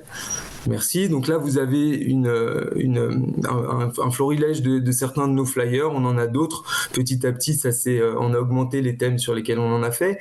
Et là où je voudrais attirer votre attention, c'est qu'on a évidemment pratiquement tous les produits possibles et imaginables, mais on en a aussi sur d'autres pratiques. On en a sur, par exemple, la conduite automobile, sur les piercings, sur la sexualité, sur le trafic de drogue. Et en fait, il y a d'autres pratiques à risque dans le milieu festif que celles qui sont liées aux drogues. Et la réduction des risques, on l'a naturellement, en fait, sans même y penser, décliné sur aussi d'autres pratiques. Et c'est intéressant parce que ce principe, effectivement, on peut le décliner et ça permet aussi de s'inscrire dans des lignes budgétaires différentes. Par exemple, sur la prévention routière, on a eu des financements sur ça. Sur la prévention des risques auditifs aussi, on a pu en avoir, pas des sommes énormes, mais ça permet quand même de continuer le travail. Est-ce qu'on peut changer de diapo ? Merci. Donc, le milieu techno était très favorable à ces créations de structures de réduction des risques communautaires. Et il y en a beaucoup qui sont nés dans un peu toutes les principales villes de France. Et il y a même des associations, par exemple des CARUD, des associations qui travaillaient sur les drogues, qui se sont mis à développer des volets d'intervention en milieu festif. Je pense notamment au Tipeee ou au Bus 3132 à Marseille. Et puis à la mission Rêve de Médecins du Monde, qui a eu une mission Rêve pendant une quinzaine d'années, qui était active sur ces fêtes. Donc toutes ces structures ont développé une méthodologie commune qui est un peu la méthodologie acceptée de référence sur ce terrain-là, avec une espèce d'accord tacite autour des missions qui sont les nôtres, donc informer les participants des risques liés aux pratiques, donc par exemple le fait que l'ecstasy, comme je disais, puisse provoquer des dépressions à long terme, les risques d'overdose, etc. Prendre en charge les victimes quand il y en a et faire tampon avec les secours si c'est vraiment sérieux, faire de la médiation avec les forces de l'ordre, avec les riverains, etc. Une méthodologie commune aussi sur le fonctionnement de ces structures. Donc, ce qu'on va retrouver, c'est surtout la dimension communautaire qui est une constante. Aujourd'hui, en France, il n'y a pas d'associations qui interviennent en milieu festif sans avoir une dimension communautaire. Et à ma connaissance, ça n'a jamais existé. Il y a toujours une dimension communautaire qui est nécessaire pour pouvoir créer des liens avec les personnes sur le terrain, donc dans une perspective d'efficacité, mais qui est nécessaire aussi pour des raisons de droit du travail. C'est que ça coûte très cher en fait de faire intervenir des salariés le week-end, pendant toute la nuit, voire 48 heures. Du coup, avoir une base bénévole, ça permet aussi de réduire les coûts. Et aussi un accord sur le fait d'intervenir uniquement sur demande des organisateurs. Ensuite, une méthodologie commune sur les dispositifs et les outils qui sont utilisés. Donc là, vous avez un dessin qui montre un peu un dispositif en free party. Est-ce qu'on peut passer à la diapo d'après ? Merci. Donc le principal dispositif qui va être déployé, c'est le stand, donc une table qui va permettre de diffuser les outils, les flyers et tous les outils. Donc parmi les outils, des outils de réduction des risques classiques, seringues, filtres, etc. Des outils liés aux pratiques de consommation spécifiques au milieu festif, comme les roulettes à paille pour sniffer, le sérum physiologique pour se rincer les cloisons nasales, et des outils liés aux autres pratiques, donc des préservatifs, des bouchons d'oreilles, des éthylotests pour contrôler son alcoolémie avant de reprendre la voiture. Est-ce qu'on peut changer de diapo ? Merci. Donc, évidemment, des intervenants qui vont pouvoir mener des entretiens, des intervenants formés. La formation est très importante. Diapo. Merci. Un chill-out qui est un espace de repos qui permet aux gens de faire des pauses et de s'aérer un petit peu et d'arrêter de consommer et de pas être dans une surconsommation parce qu'ils n'ont pas d'endroit pour simplement se reposer. Diapo. Merci. Et selon les cas, on va déployer d'autres dispositifs spécifiquement sur des problématiques qu'on va travailler à ce moment-là, parce qu'il y a un projet, parce qu'on sait qu'on est sur un terrain où ça va être nécessaire. Donc, ça va pouvoir être de l'ERLI, l'éducation à l'injection. Ça va pouvoir être les violences sexistes et sexuelles avec des safe spaces. Ça peut être la prévention routière, ça peut être l'analyse de produits, ça peut être plein de choses. Diapo. Merci. Encore diapo. Voilà. Autre chose, on peut étendre les terrains d'intervention. On a commencé sur les free parties et puis on s'est rendu compte qu'en fait, il y avait des pratiques à risque sur d'autres milieux festifs et on est petit à petit intervenu sur un peu tous les espaces festifs et aujourd'hui, il y a des associations qui se répartissent sur les différentes composantes de l'espace festif. Certaines étant plus spécialisées sur les bars et les clubs, d'autres plutôt sur les free parties, d'autres plutôt sur les festivals, etc. Puisqu'il y a des spécificités à chaque fois et que d'un point de vue communautaire, c'est pas exactement la même chose. Ou les squats, par exemple. Alors, la grande difficulté qu'on a, c'est les soirées privées qui sont... Est-ce qu'on peut passer à la diapo d'après ? Merci. Les soirées privées qui sont par définition très éclatées. C'est-à-dire qu'il y en a beaucoup, elles sont petites, elles ont lieu dans des espaces privés, des appartements, des parcs parfois. Et du coup, on n'est pas assez pour pouvoir aller dans toutes ces soirées. Et puis comme elles sont petites, ça vaut pas forcément le coup.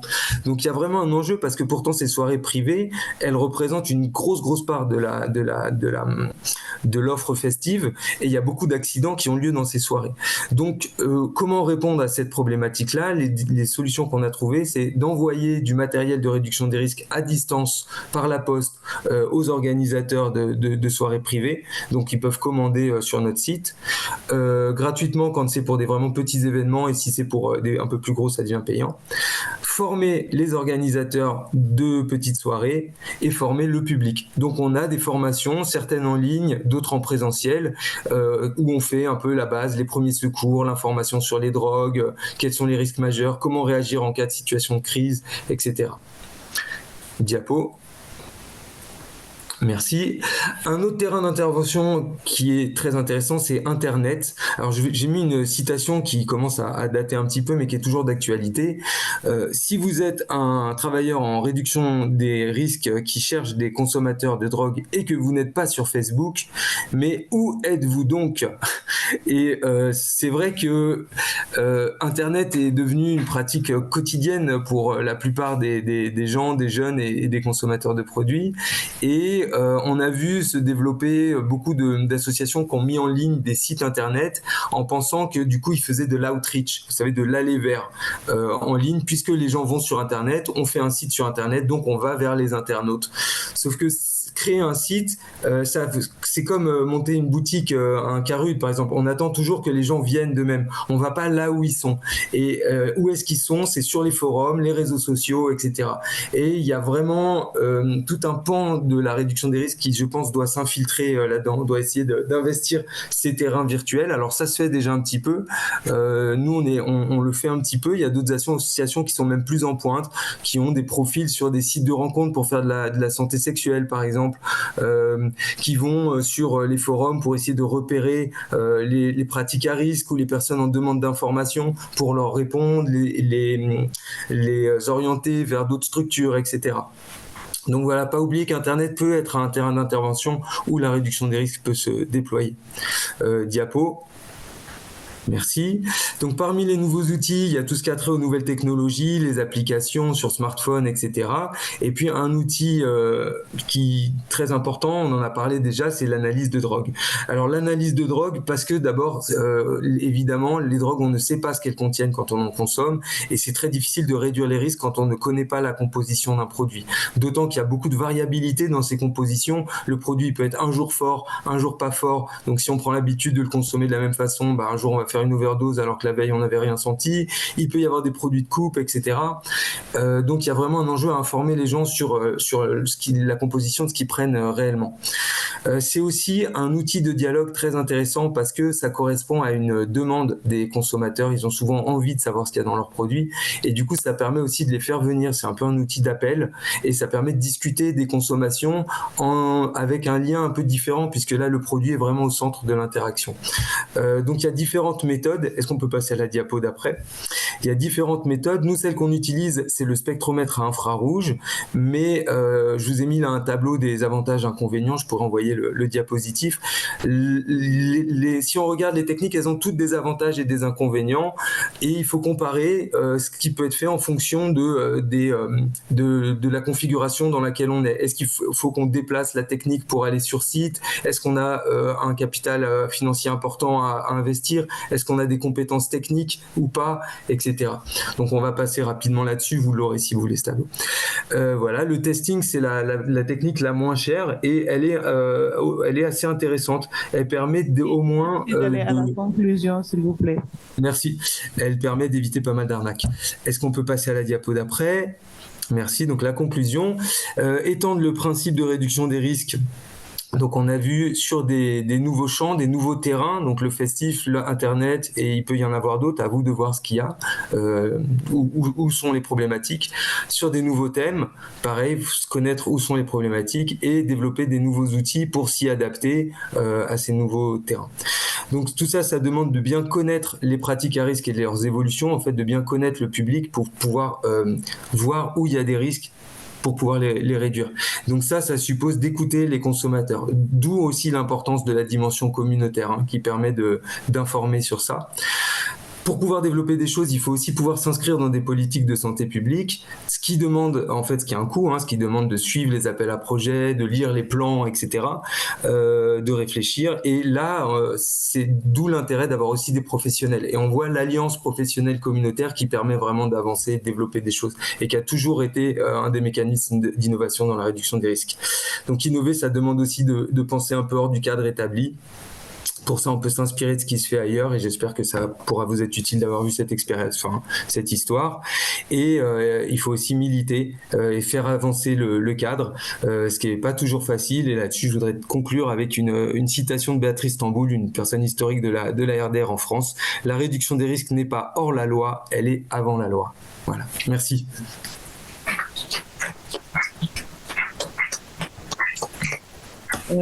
Félicitations pour votre présentation très, très inspirante.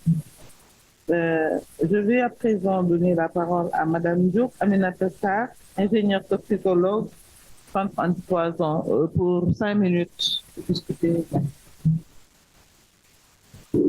Merci Madame la Présidente. Donc, je vais commencer par remercier le professeur Vincent Benso pour sa présentation, de laquelle je retiendrai quelque chose d'important, c'est étendre les risques, la réduction des risques. Donc c'est ce que je retiendrai. Et pour la réduction des risques, elle va s'ouvrir sur de nouvelles pistes, sur de nouvelles façons de faire, sur de nouveaux lieux d'action, on va dire. Donc on repasse de la réduction des risques classique à une réduction des risques qui est plutôt liée à un espace festif de façon générale et aux risques qui y sont associés. Je retiendrai comme second point que l'humain reste au centre vraiment de tout, parce que dans la réduction des risques telle qu'elle est proposée dans la présentation qui nous a été faite, le point de départ, c'est les conséquences de cette consommation de drogue. Une dépression qui a motivé quelqu'un à mettre en place une nouvelle Technoplus, L'antenne de Nantes également, donc c'est également une personne qui est à l'origine de cette antenne qui a été mise en place au niveau de Nantes.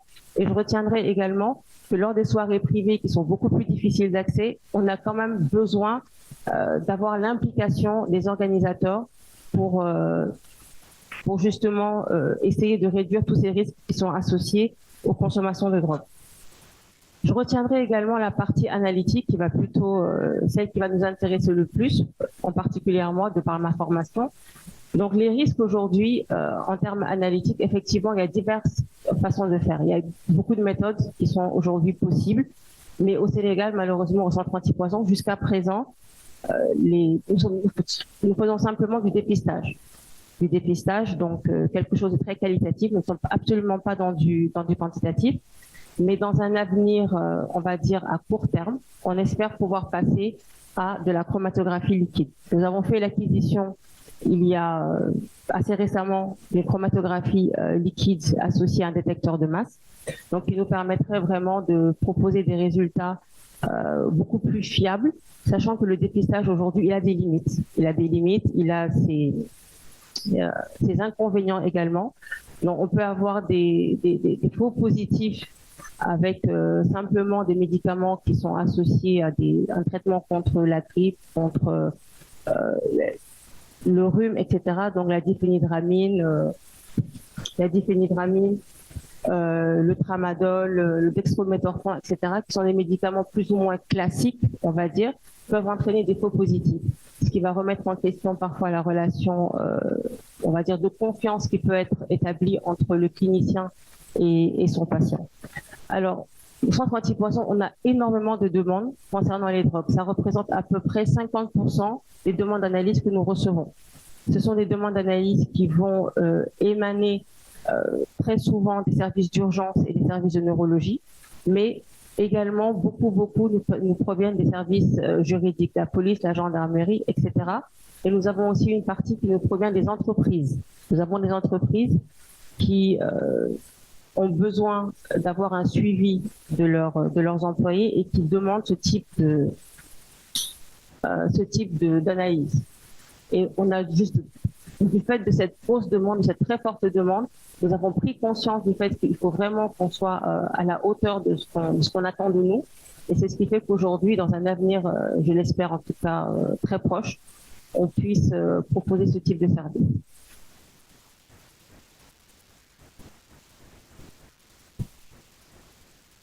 Merci Madame la Présidente.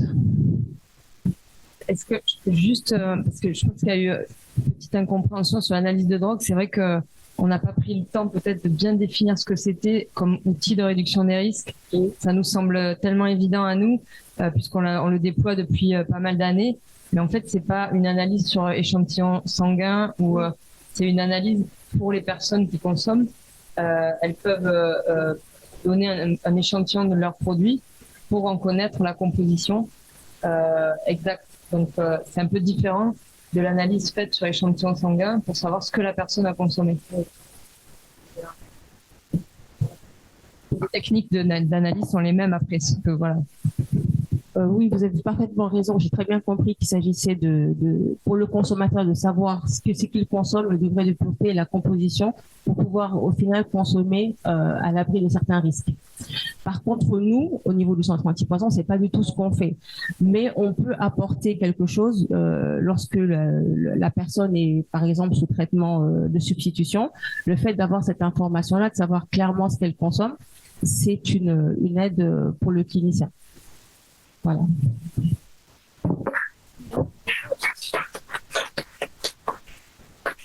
Merci. Je voudrais remercier Vincent, Bento et Madame Diop, Aminata Sarr, et les féliciter pour leurs interventions et juste retenir très rapidement la pertinence de l'introduction de stratégies d'intervention basées sur l'humain, de stratégies d'intervention RDR basées sur l'humain. C'est très inspirant, surtout pour notre contexte. Je pensais à Idrissa, au Festival des Jazz de Saint-Louis, au Mazel de Touba, à Mbacké, etc. Et je retiens en tout cas de la présentation de Vincent 3 mots, innover, s'inspirer et militer. Je pense que c'est très, très important, ces 3 mots que j'ai retenus, et je voudrais remercier la salle, remercier les organisateurs. Je ne sais pas, je pense, est-ce qu'on a du temps pour une question? S'il y a une question dans la salle, très rapidement, parce qu'on a dépassé de 20 minutes. Oui, Idrissa.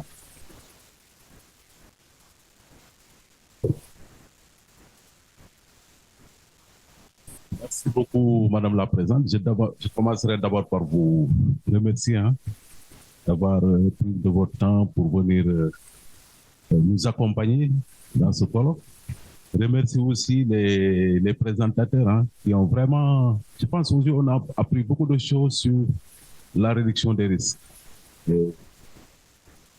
On a beaucoup appris et aussi sur ce que la réduction des risques peut apporter pour la suite du programme. Par contre, je suis un peu, parce que nous, quand même, au Sénégal, nous faisons de la réduction des risques depuis 13 ans. Depuis 2011, peut-être que c'est rien par rapport à la France. Nous, la réduction des risques a commencé dans les années 80. Parce que nous, la réduction des risques, nous la voyons de façon globale. Alors que dans la première présentation, on l'a vu que c'est rangé comme 4e pilier dans la prise en charge. Alors que nous, la réduction des risques, c'est quelque chose de global et elle comprend, elle englobe la prise en charge, elle englobe la prévention, elle englobe même la réhabilitation des patients. Donc, nous le voyons de façon plus globale. Et je pense que pour qu'un plaidoyer puisse passer, c'est ça qu'il faut faire comprendre.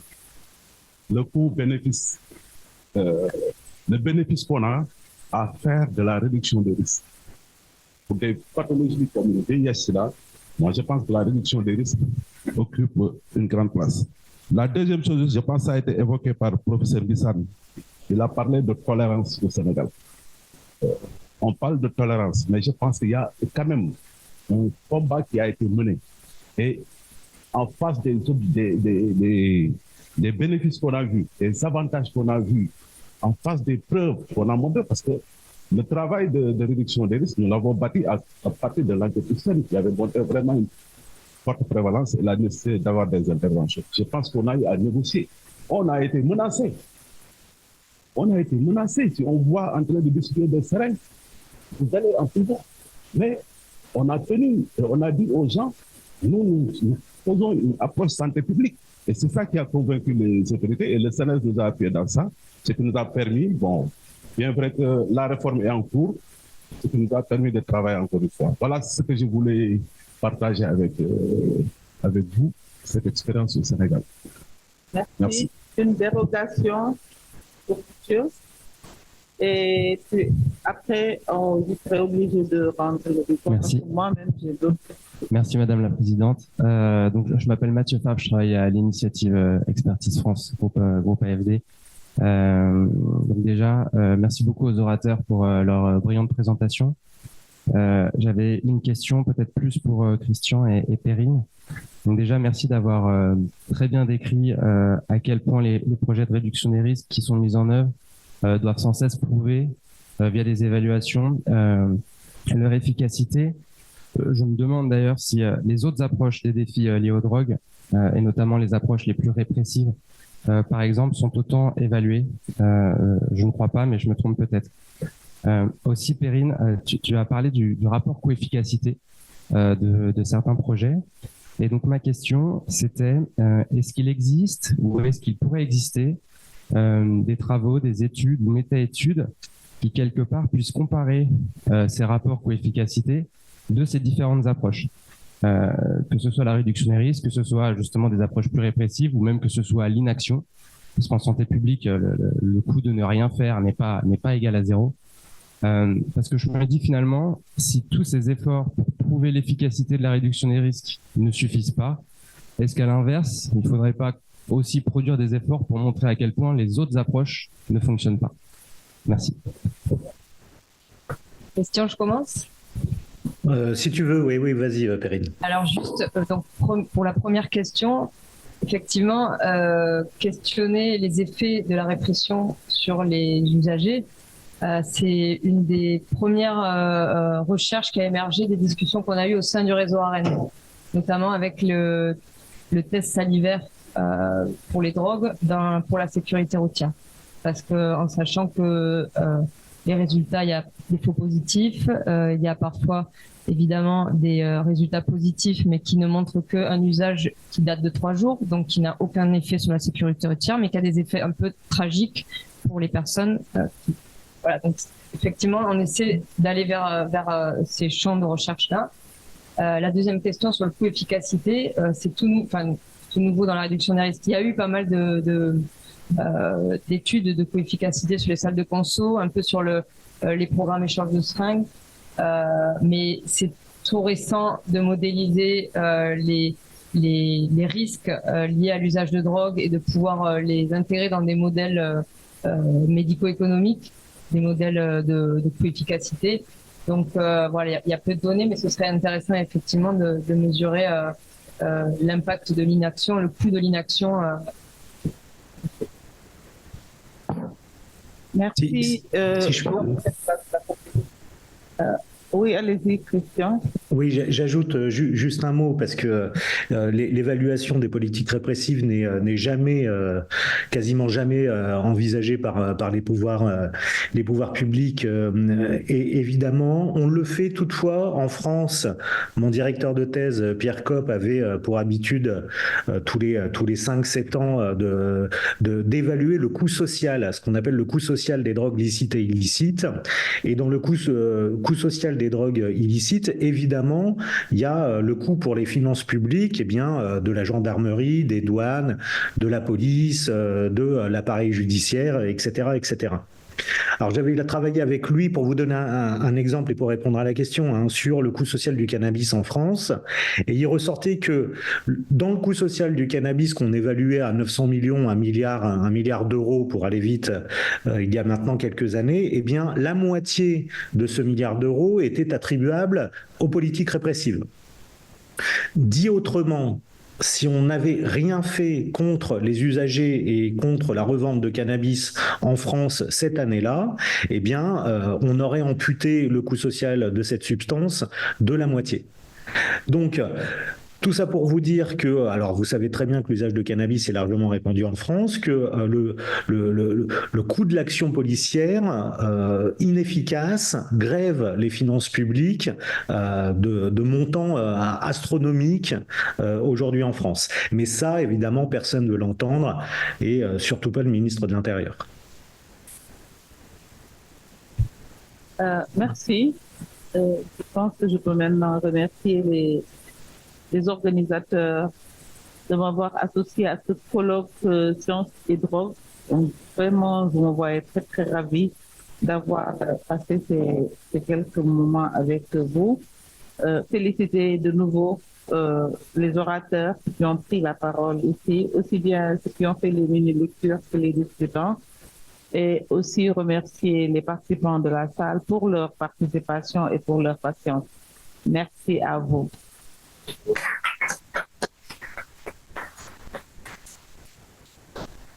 Merci beaucoup. Alors, je vais juste passer une toute petite information concernant un changement de salle. Les deux prochaines sessions parallèles, la session 8A, genre, intersectionnalité et diversité, se passera à la salle B qui est à l'étage. Et la session 8B, la session 8A se passera en haut. Et la session 8B, qui concerne la table ronde, se passera ici. Et on va vous demander de prendre la pause café comme des militaires en 15 minutes, s'il vous plaît.